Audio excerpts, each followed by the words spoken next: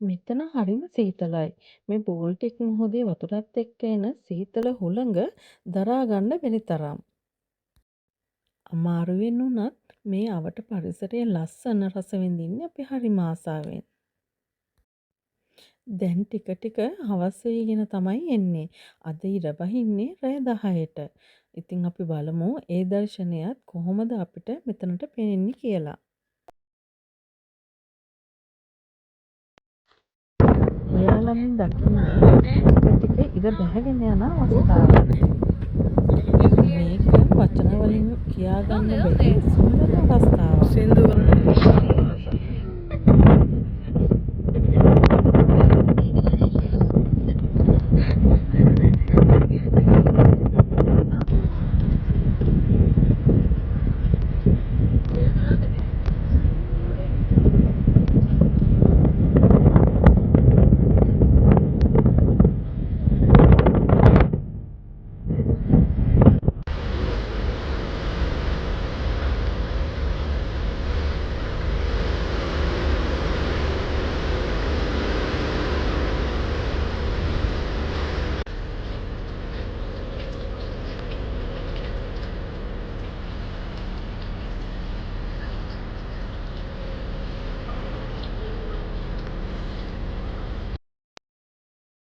දැන් රෑ 10 පහ වෙලා.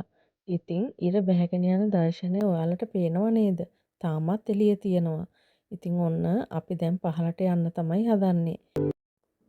මේ පහුවදා උදේ 10ට විතර පැය 16ක විතර ගමනකින් පස්සේ දැන් අපි ස්වීඩන් වලට ඇවිල්ලා ඉන්නේ. අපි ආවා වගේම නැවක් ඔයාලට මේ දකින්න ලැබෙන්නේ. ස්වීඩන් වල තියෙන මේන් සිටි එක ස්ටොක්හෝම්. ස්ටොක්හෝම් නගරය හරිම ලස්සනයි. ෆින්ලන්ඩ් වලට වඩා වැඩි ජනගහනයක් ස්වීඩන් වල ඉන්නවා.